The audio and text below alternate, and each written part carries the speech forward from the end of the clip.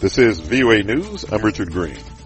Israel's parliament voted on Wednesday to back Prime Minister Benjamin Netanyahu's declaration opposing the unilateral creation of a Palestinian state, following growing international calls for the revival of efforts to reach a two-state solution to the decades-long conflict. Such an attempt will only endanger Israel and will prevent the genuine peace that we all seek.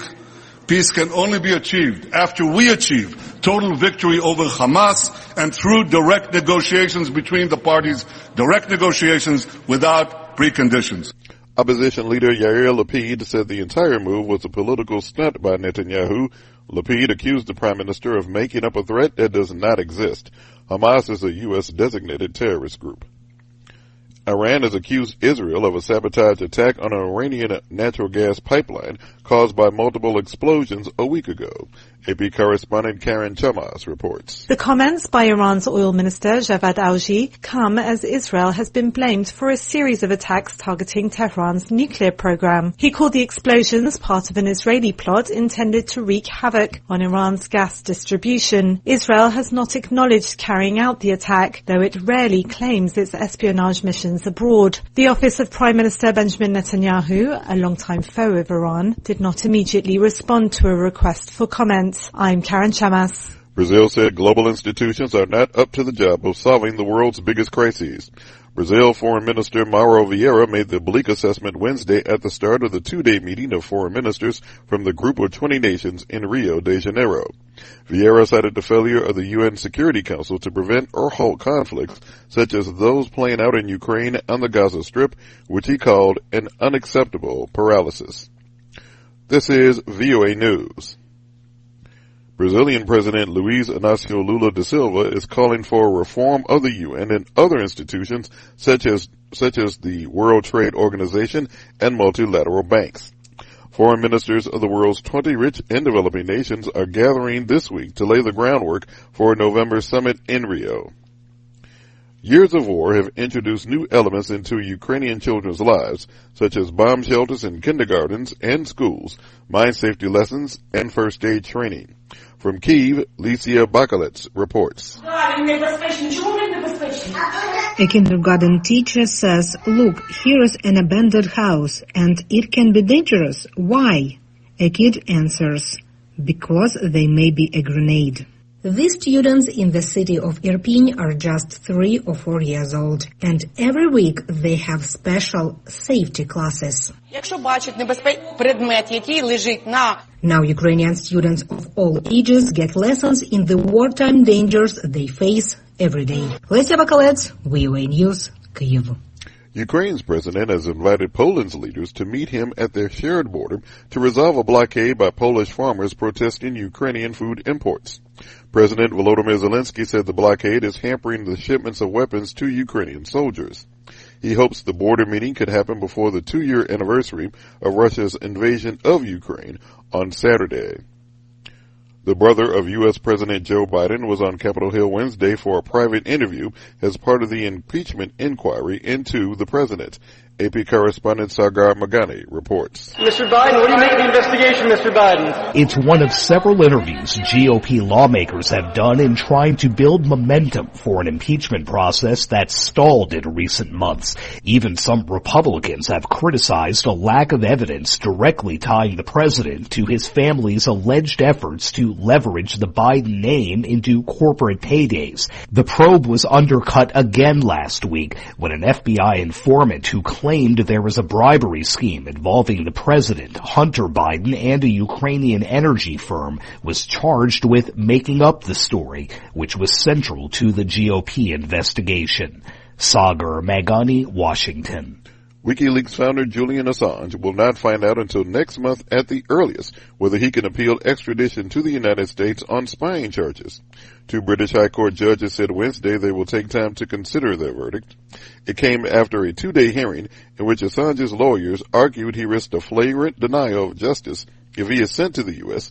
to face espionage charges. Find more on this story and all the stories we're covering at voanews.com.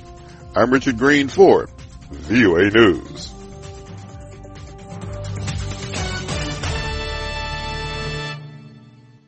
Good morning, Africa. Welcome Welcome to Daybreak Africa from the Voice of America. I'm James Barty in Washington.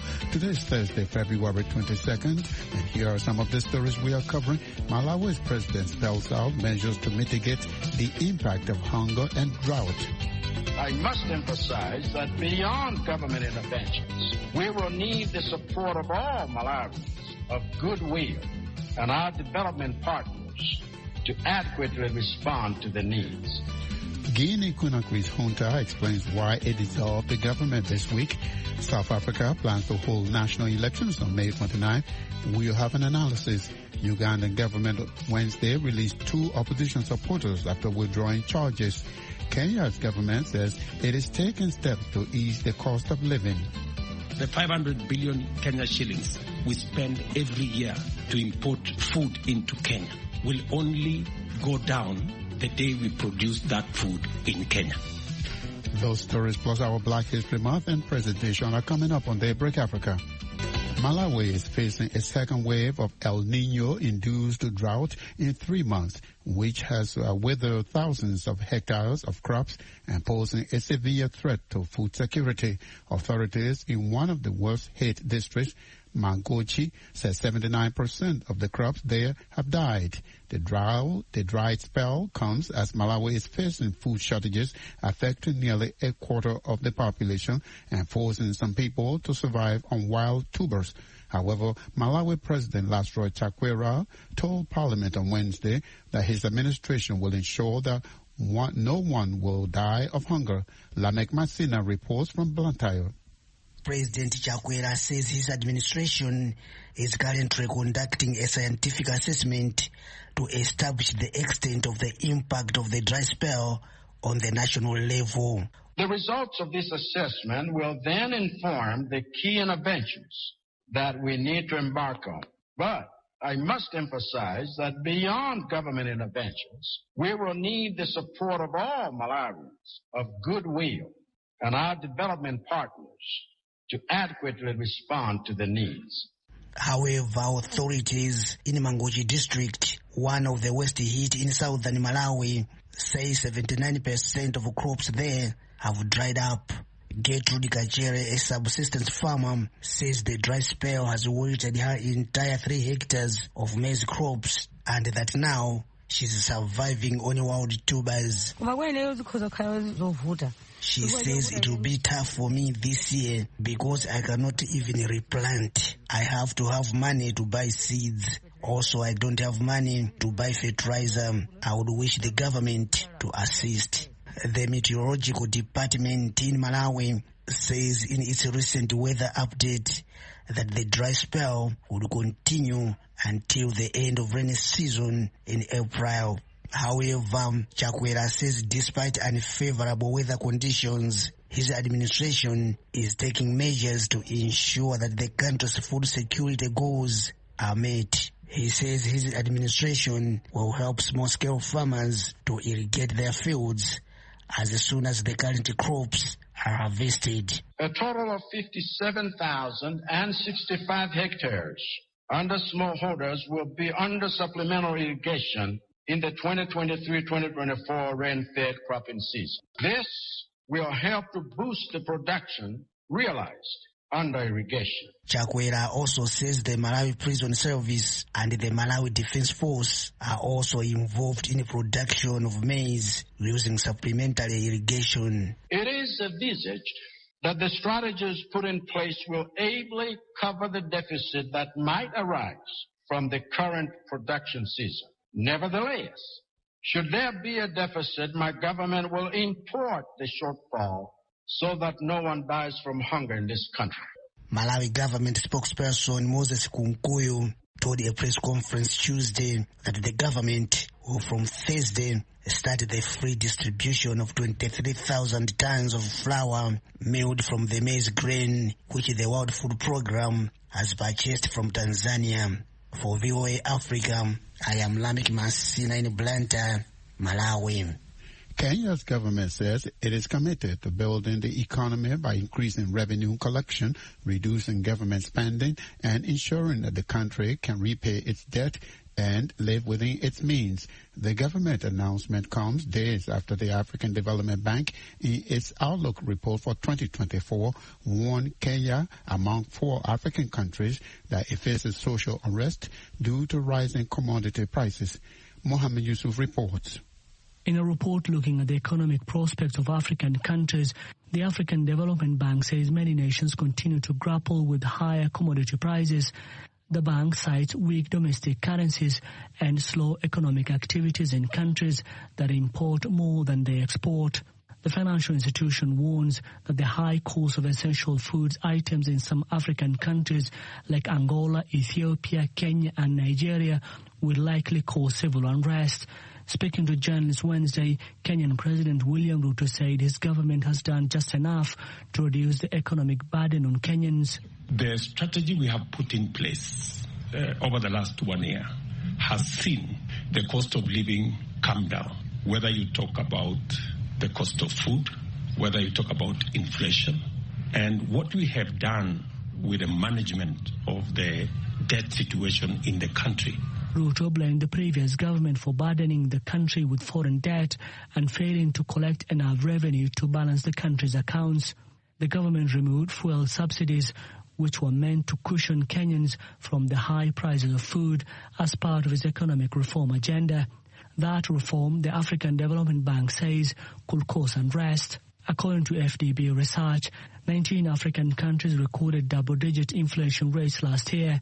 Earlier this month, the Central Bank of Kenya's Monetary Policy Committee warned citizens to brace for higher food prices due to soaring inflations and expensive imports because of the depreciation of the local currency. Kenya has also witnessed protests over high food prices, but people continue to express their displeasure with the country's economic status in public gatherings and on social media networks. Samuel Nyandemo, economics lecturer at the University of Nairobi, says some Kenyans are losing patience with Ruto's 18-month-old government. Kenyans, their patience is eroding. Unless some of these issues are addressed with urgency, there will be some animosity, whether you like it or not. You can even see from political meetings, people are now so courageous, they are even shouting at the president. What does that show you? It shows you that the people are getting disgusted. We better start addressing key issues first. First things must be done first. And the first things is reducing the cost of living.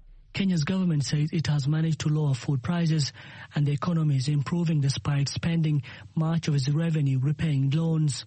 Ruto says Kenya needs to reduce its reliance on food imports to strengthen the currency and reduce food prices. The 500 billion Kenya shillings we spend every year to import food into Kenya will only go down the day we produce that food in Kenya. That is the step we are making, and we have made a commitment as a government that we want to reduce imports by 50% in the next 5 years. The African Development Bank urges African countries to build resilience in a world of rising uncertainty and geopolitical competition. Mohammed Yusuf, VOA News, Nairobi. South African President Cyril Ramaphosa announced this week that his country will hold national elections on May 29. The polls come as Africa's most developed economy faces a myriad of problems under the ruling African National Congress, the ANC. Polls show that the ruling ANC could lose its majority for the first time since it came to power with the fall of apartheid 30 years ago. Phumlani Majosi is an author and a macroeconomic and political analyst. He tells viewers Douglas Umpuga that this election is crucial given the dire state of the country now. Oh, it's very important, very, very crucial. In fact, some people, they describe it as our 1994 because of how crucial, how important it is, given the dire state of the country and given the fact that much of the governance that we have seen over the past decade has been, terrible, right? It's been very bad governance. Unemployment rates has skyrocketed. Economic growth has never reached even 2% over the past 15 years now. The problems of crime, even the murder rate has skyrocketed over the past 10 years. So there are many problems. The issues of blackouts, power outages, electricity problems, that have negatively impacted the economy. Our economy has been constrained. and suppressed by the blackouts. And we have seen many small businesses being shut down because of the blackouts problems. So it's a very important election for South Africans. It's an opportunity. South Africans have a chance to reshape their country, and it looks like there is that appetite to reshape the country, given how the ruling party, the African National Congress, that has ruled since 1994, is polling at the moment. The polls, they are showing the ruling party doing very badly. ANC, as you say, came into power almost 30 years ago, and some analysts are saying this time it has serious competition. Are those problems the cause of this serious competition? Yes, the party is facing some serious competition now because we have seen the opposition parties really coming up as a strong force, which has been significant. And also, what we have seen is that because of the mismanagement of the country by the ruling party, that has really weakened it. The blackouts over the past year made things much, much worse for the ruling party, and people just lost the total faith. Many people no longer believe the ANC that has ruled since 1994 is the party now to take the country forward. So competition is real, and it does seem that the projections are showing that really the African National Congress will hit below 50% in terms of the vote, and then we are going to see a coalition government, which would be a significant change for South Africa post-apartheid. So the competition is real, and then that is what has put the ANC under pressure. And now there is breakaway within the ANC. It splits now, so that will negatively impact it at the polls this year. ANC, despite all that, remains popular across the continent and internationally. Do you think if they lost power, would South Africa's foreign policy change? Oh, you see, my argument has been that if we want to see changes in policy, whether it's foreign policy or domestic policy, if we want to see a new direction, the ANC will need to govern within a coalition. And I think that what should really bring that significant change would be a coalition between the African National Congress and the biggest opposition party, the Democratic Alliance. Because the Democratic Alliance is more of a right-center party, the ANC is more left-center. And for them to come together and hold one another to account, that would be positive for markets and for South Africa's reputation as well. And it would mean change because the DA of the biggest opposition party, the Democratic Alliance, it sees foreign policy different than the ANC. And it's come out as very much different from how it approaches international affairs and how it aims to also approach domestic affairs as well. Pulani Majosi is an author and a macroeconomic and political analyst. He spoke from Johannesburg with my colleague Douglas Umpuga.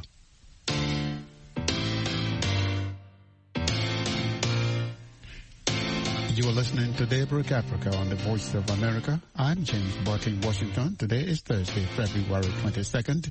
For more African news and features, visit our website at voaafrica.com.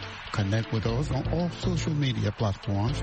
We are on Facebook, Twitter, and Instagram.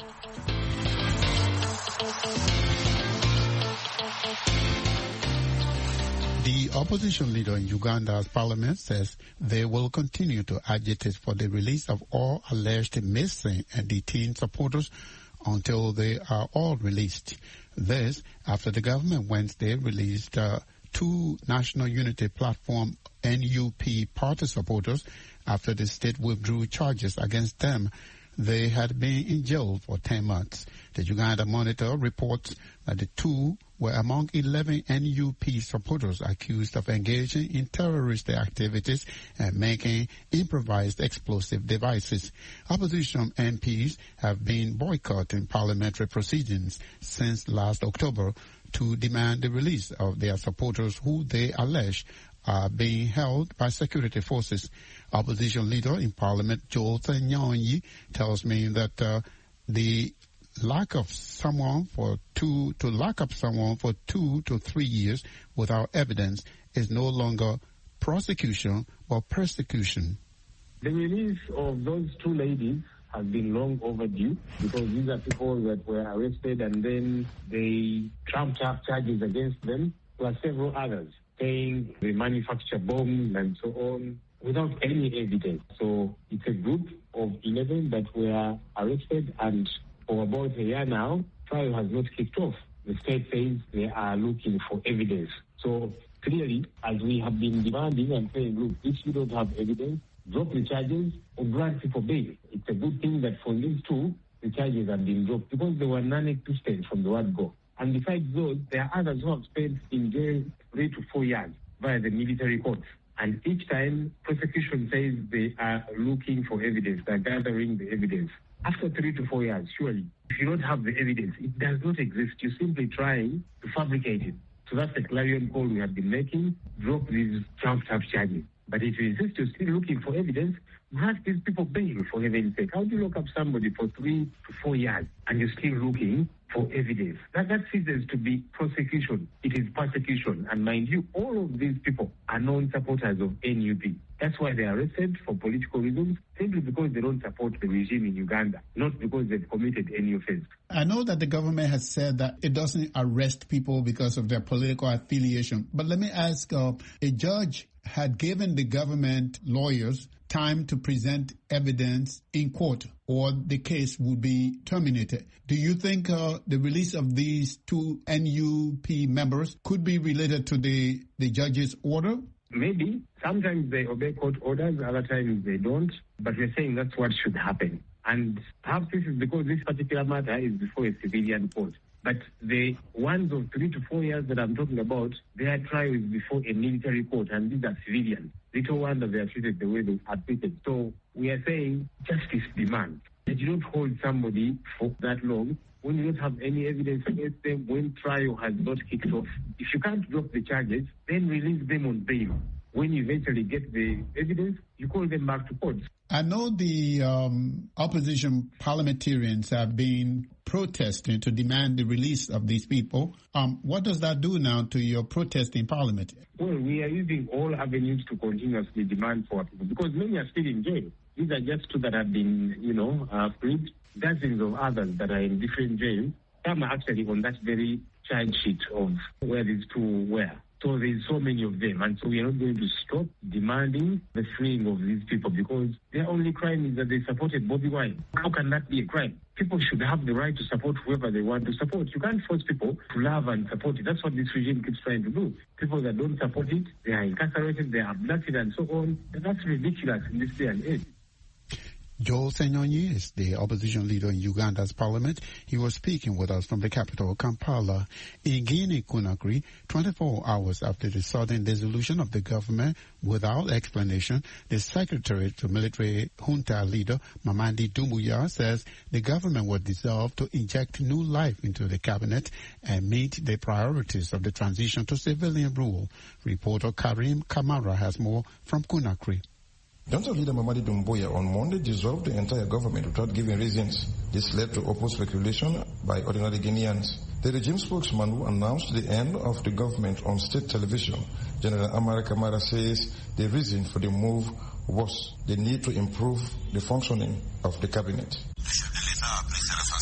He says the head of state wants the development of all Guinea sectors as part of social, economical, and political transition of the country. But opposition says this reason given were just a way to divert public attention because the junta had failed completely in all its efforts. Opposition member Dr. Edward Zotomo says the military used the sacked ministers as scapegoats. We're hoping it is not what I call a cosmetic change. Why? Because everything is pointing to a fact that the government is just doing that to distract people. It's like a diversion tactic so that we won't see. In other words, this is coming as a result of the abysmal failure of the transition. Political analyst Abdul Karim Sani says the dissolution of the government is a good idea.